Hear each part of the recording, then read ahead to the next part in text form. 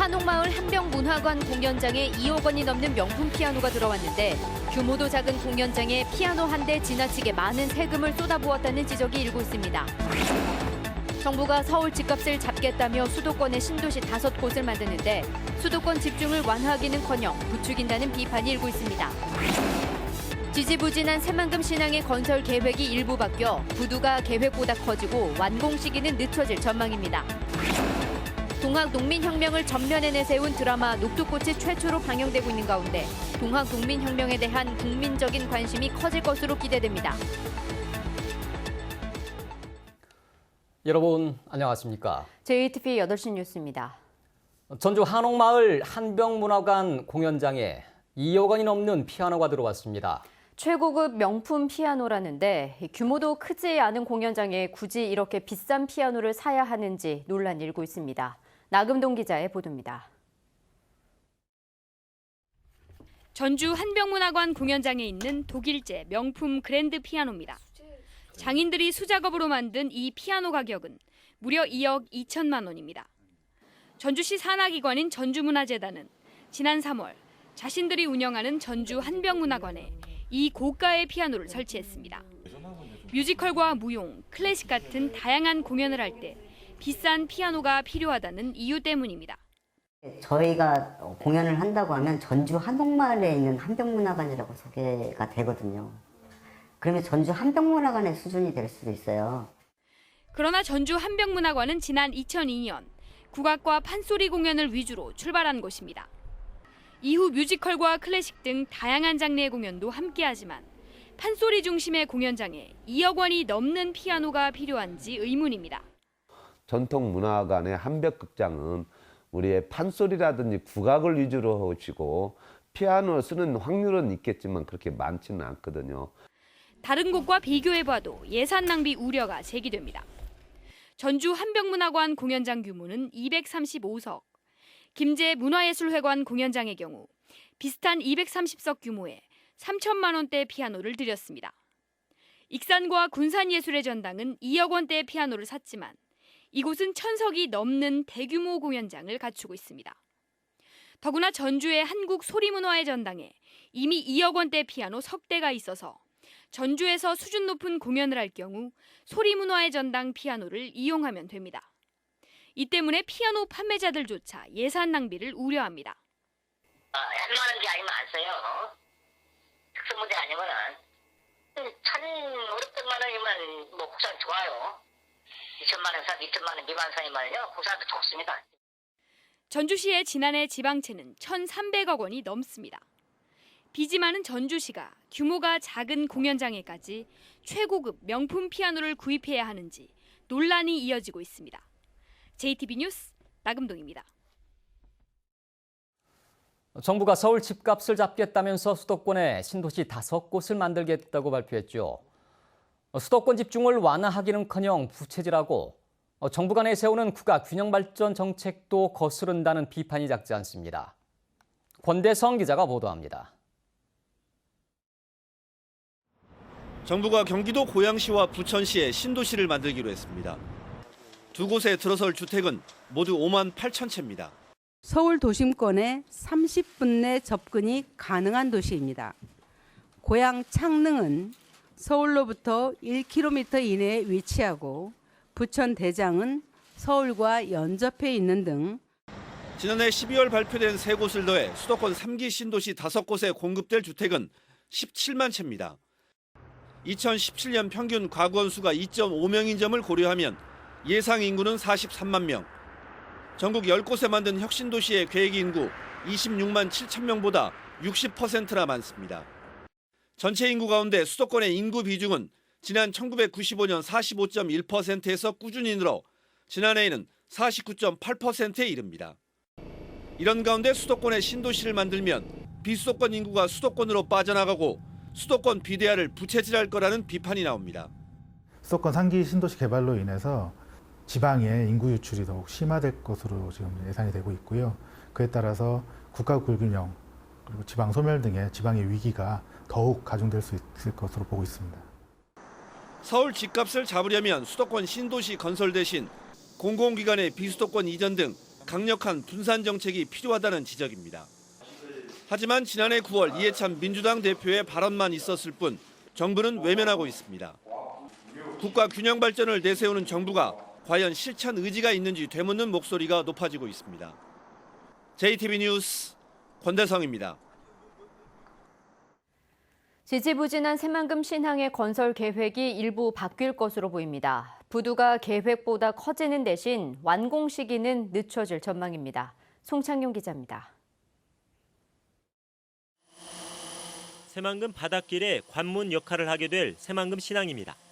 원래 계획은 내년까지 방파제와 도로 등을 국가 예산으로 건립하고 4선석의 부두를 민간 자본으로 만드는 것입니다. 하지만 방파제와 도로 등의 현재 공정률은 40%에 미치지 못하고 있습니다. 4선석의 부두는 민간 사업자를 구하지 못해 첫 삽조차 뜨지 못하고 있습니다. 배후 물동량이 없기 때문에 또 수익성이 없기 때문에 민자 사업자가 나타나지 않고 있습니다. 해양수산부가 올해 하반기에 새만금 신항 건설 기본 계획을 변경하기로 했습니다. 1단계로 내년까지 4선석, 2단계로 2030년까지 18선석을 건설하는 계획을 1단계로 2025년까지 2선석, 2단계로 2030년까지 6선석, 3단계로 2040년까지 9선석으로 바꾸기로 했습니다. 이처럼 완공 시기는 늦추는 대신 부두 규모를 2, 3만 톤급에서 5만 톤급으로 키우고 1단계 2선석을 민자 사업에서 정부 예산 사업으로 전환하기로 했습니다. 완공 시기를 늦춘 것은 아쉽지만 부두 규모 확대와 재정 사업 전환은 새만금 신항 활성화에 도움이 될 것으로 보입니다. 새만금 신항 개발은 현 정부의 공약 사업입니다. 그리고 우리 정부의 100대 국정과제에 포함되어 있는 중요한 국가 사업입니다. 저희가 차질 없이 잘 준비해서. 하지만 재정 사업 전환의 경우 기획재정부가 반대하고 있고 또 사업 적정성 검토와 총사업비 변경 등의 절차가 남아있기 때문에 사업 추진이 쉽지만은 않을 것으로 보입니다. JTB 뉴스 송창용입니다.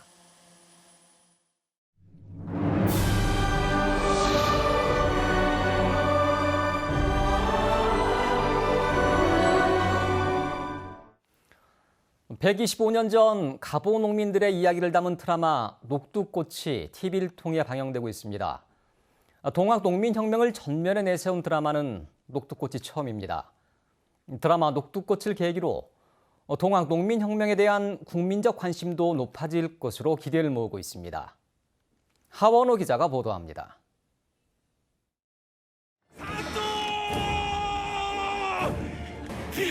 빌라를 터져버렸습니다. 고부간을 격파하고 간악한 몰입애들의 목을 벨 것이요 백성의 쌀을 탐관 오래된 죽음.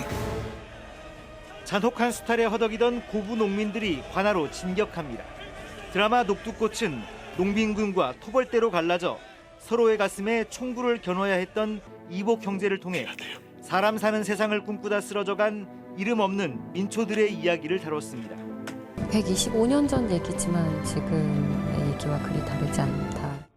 동학 농민혁명을 전면에 내세운 드라마는 녹두꽃이 처음인데 정현민 작가가 지피를 신경수 감독이 연출을 맡았습니다. 정읍과 고창, 전주가 드라마의 주요 배경이 되다 보니 우리 지역 시청자들의 관심도 뜨겁습니다. 국민들께 대중적으로 알릴 수 있는 그런 계기가 되는 것 같아서 그리고 매 회를 떨리는 가슴으로 보고 있습니다. 정읍의 김명관 고택, 고창 선운사와 무장읍성 등 주요 드라마 촬영지에는 벌써부터 관광객들의 발길이 몰리고 있습니다. 녹두꽃을 보신 많은 분들이 촬영지를 방문해 주시고 동학에도 큰 관심을 가져주셔서 고창의 해설사로서 정말 뿌듯하고 누구나 알고 있지만 제대로 아는 사람이 적은 동학 농민혁명의 역사. 125년 전 가보 농민들의 뜨거웠던 열망과 위대한 도전 그리고 가슴 아픈 좌절의 역사가 드라마를 통해 국민들에게 다가가고 있습니다. JTB 뉴스 하원호입니다. 정부 주관의 첫 동학 농민혁명 기념식이 내일 오전 11시부터 서울 광화문 광장에서 열립니다. 내일 기념식에는 이낙연 국무총리와 송화진 도지사, 혁명 참여자 유족 등 1000여 명이 참석한 가운데 고창 무장 기포식이 낭독되고 고창 우도농악단과 전주 기점놀이단, 정읍 시립국악단 등이 기념 공연을 펼칩니다. 정부는 올해 동학농민혁명이 발생한 지 125년 만에 정읍 황토연 전승일인 5월 11일을 법정 국가기념일로 제정했습니다. 더불어민주당 전북도당은 국가기념일 지정 이후 처음 맞는 동학농민혁명 기념일을 하루 앞두고 동학정신을 계승해 촛불혁명 과제를 이어가겠다고 말했습니다. 더불어민주당 전북도당은 동학의 국가기념일 지정을 환영한다면서 외세와 봉건주의에 맞선 정신을 조명하고 문재인 정부를 중심으로 촛불혁명의 과제를 쉼 없이 이어갈 것이라고 밝혔습니다. 민주당은 또한 동학의 뿌리인 전북에서 동학 정신이 영원히 계승 발전될 수 있도록 도민과 함께 노력하겠다고 다짐했습니다. 올해로 20도를 맞은 전주국제영화제 숨은 주역은 바로 자원봉사자 지프직인데요. 영화제 20년 역사를 묵묵하게 이끌어온 이들을 주혜인 기자가 만나봤습니다. 뜨거운 햇볕이 내리쬐는 영화의 거리. 가는 곳마다 노란 자켓이 눈에 띕니다. 전주국제영화제 20년 역사의 숨은 주역, 자원봉사자 지프직입니다. 지난해에 이어 올해도 지프지기로 활동하고 있는 정민수 씨. 이제 막 사회에 첫 발을 내딘 민수 씨에게 20살 영화제의 의미는 남다릅니다. 졸업을 하고 사회의 성년으로 이제 다시 자리를 잡고 있는데 이게 지프가 이번에 20주년이 맞아서 성년이 되니까 그게 그 부분에서 의미가 있습니다. 영화제에서 스태프로 일하고 있는 신슬정 씨에게 전주국제영화제는 올해로 벌써 세 번째. 2017년과 지난해는 지프지기로 활동했지만 올해는 어엿한 영화제의 일원입니다. 지프지기 경험은 스태프 활동에 좋은 자양분이 됐습니다. 여기 현장이 돌아가는 거를 한번 경험을 해봤잖아요. 이렇게 돌아가는구나. 이미지로 그럴 수도 있고 20주년을 함께 하고 거기에 보탬이 되고 도움이 된다는 게 정말 기쁩니다. 길 안내 교통지도부터 물품 보관과 매표, 프로그램 설명까지 영화제의 무대가 되는 곳 어디든 지프지기가 있습니다. I'm here for the very first time and I'm really amazed how wonderful they act with the director, with the guests. It's amazing. 지프지기의 땀과 열정으로 영화제의 20번째 봄이 지나가고 있습니다. JTB 뉴스 주혜인입니다. 전주방송이 보도한 전주시 인사 문제에 대해 김승수 시장이 직접 사과하고 진상을 밝혀야 한다는 주장이 나왔습니다. 민주평화당 전북도당은 전주시가 특별승진 원칙을 위반해 김 시장의 고등학교 선배를 4급 서기관으로 올렸으며 구청장과 보건소장 인사도 법규를 위반했는데 임명을 강행할 사유가 있었는지 어떤 해명도 없다고 비판했습니다.